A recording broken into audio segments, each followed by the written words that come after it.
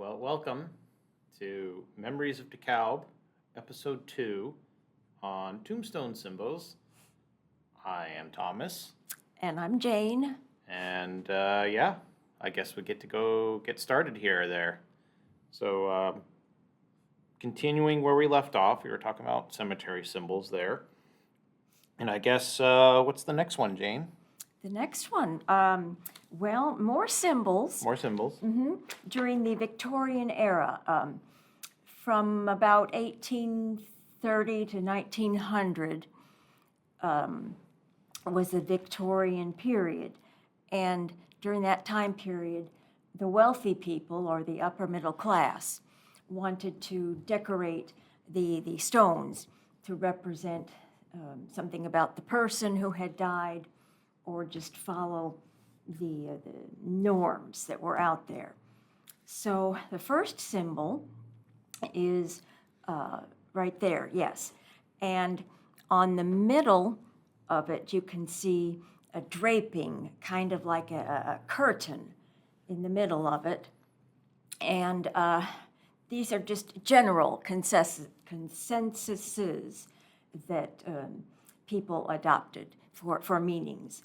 So the drape meant an open expression of mourning. You're not trying to hide it. You're very sad. And it also shows that there's a very thin separation between life and death. And then on top of the shroud is a book, and that means the Bible. And this person was extremely religious. Okay, so going back to what we discussed last episode on the book there, being on there. Okay. That's right. And another interesting fact about this stone is that it's metal. It's not your traditional, stone. Oh. Or Yeah. I think stone, tombstone there, not tome metal. Aha. That's right. Ha. So the next slide, is another example of a drape that was placed over the stone. And here's a really good example of the Bible, right? So the family is extremely sad with the drape or the shroud, and this person, Sarah, she was extremely religious. Okay. Now, do a lot of the shrouds have the book? No. No? It just depends on the family, but it's somewhat unusual. In my studies and research, I haven't seen books on top of the shrouds. Okay. But these both came from Evergreen? Yes, they both came from the Evergreen Cemetery, which is a couple of blocks from here, walking distance. And the next slide is the weeping willow tree. Willow. Okay. And it symbolizes grief and sorrow, but also strength, because if a branch falls off, the trunk is still alive, which means that the person who has died, symbolizes that the tree with a branch falling off, but the family still survive without this person. Jesse, I think it is. Jesse Swagger. Jesse, yeah. Okay. Yeah. So this person is in heaven, and the family is very sad, but this person is still with the family, even though Jesse has died. Huh. I could see grief and sorrow there, but strength, that's something I wouldn't think there. Are all trees strong? If a branch falls off, continue to live? That's a good question. Something to think about. Something for our viewers there to think about there too. There, why don't you Send us a comment. Let us know your thoughts there. That's right. But again, this was just what everybody thought the weeping willow tree meant, and they followed that. And then the next slide, this one is really, really interesting. This is the open gate, which you can see there, and then it's not quite as easy to see as a dove above the gate. And this means that the dove carried the soul to heaven. And the gate means that when the person went to the gates of heaven, St. Peter or whatever, I think. Pearly gates. Yes, pearly gates, that's right. The person entered easily. The soul was perfect and it was clean and easily entered heaven. A clean, virtuous soul then? That's right. Okay.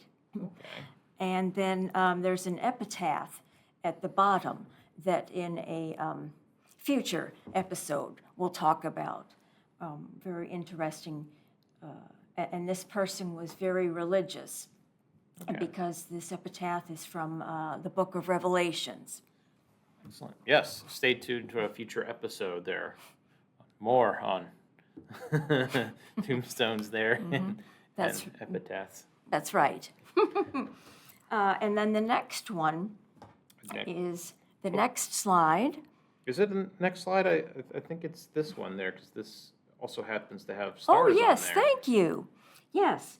The next one, yes, above the arch and the gates, pearly gates into heaven, is a 5-pointed star, which is a star of Bethlehem, which, if our viewers can help us, tell us more about the Star of Bethlehem, because I assume that's Jesus on Christmas, perhaps Christmas, 3 wise men. The birth of Jesus there. Oh, yeah. That's what I remember it from there. But it'd be nice for the viewers to tell us. Yeah, tell us there, because I'm not sure what that means on a tombstone there, and you haven't found much on that there? No, just that it's another example of the person being religious and very religious and no sins and ready for heaven. Okay. So the last example is military stones, and we talked about this a little bit in the first episode. That all stones before World War I just had the name of the soldier, who is somebody. His last name is Ford, and then his rank, which was it's so small I can't read it, and then his unit, which was I believe the 30th Infantry in Indiana, and all of them had the little shield. Okay. On each one around the information, the soldier's name and so forth. Yeah, I don't see a date on there, like when he passed there. Is it Civil War there? Is it World War I? Is it Mexican American? Yeah, that would be interesting. That's right.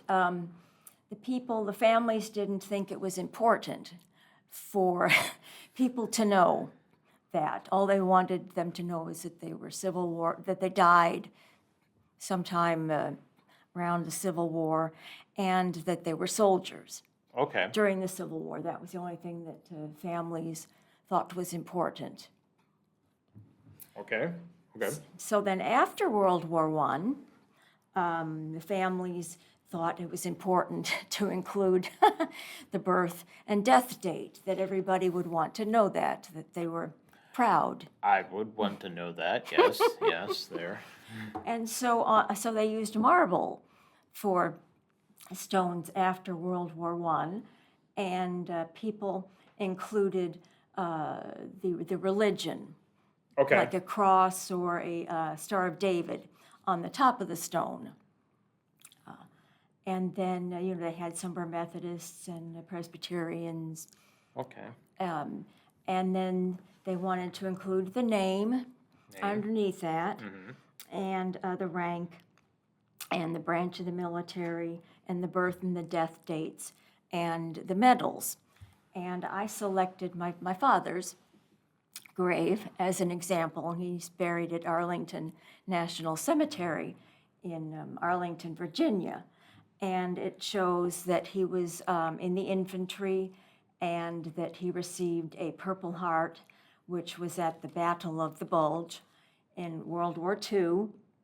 And then it shows his birth and death dates. Okay. I'm looking at that. He definitely didn't die during World War II there, but he fought in World War II, if I'm reading that correctly. Okay. That's right. Yes. And Did you see any World War II vets over in the Evergreen? yes, I did. Okay. Had to think about that. Yes, I did. Okay. I saw several Several. Okay. vets. And in a future episode, we'll talk about the one or two veterans' graves in Evergreen, and also Rose Lawn, which is another, and South Lawn and Wood Lawn, which are also cemeteries in Auburn. Over. Okay. Yep. Great. Any other symbols there you can think of there? Well, there were anchors were also popular, Anchors? and that also meant that the soul is in heaven, that it's anchored in heaven, but the family, they're still connected to it. Interesting. I would have thought that'd be something for the Navy there. Sometimes it is. But a lot of religious symbols there. That's right. Religious symbols. And then another one that I saw, well, it's not a symbol actually. It's just an example of how death was very common and affected everybody. When I went to the Catholic cemetery in Auburn, I saw a brother and a sister who both died on the same day. They were different years, Okay. but that's a good example of how death was very important to people, when you could lose several members of immediate family, and this brought on the symbols. Okay. Yeah, especially if like a plague or a disease swept through there that Right, and so it was very important to them to have these symbols. Okay. Well, great, excellent there. I thought that was a great topic there. We certainly had to go well past a standard episode here and make it a two-parter there. Do we, let's see here. I think next time we'll possibly talk about epitaphs there, right? That's right. Excellent. And there. the one we saw with the dove and the pearly gates is a very good example. One that we'll show. Excellent. Well, I'll look forward to that. Hopefully you do too there, and hopefully our viewers as well there. And with that, I don't think we have anything else there, so I guess we'll cut it from there. Yes, look forward to seeing you all next time on our next episode there. Till then, take care.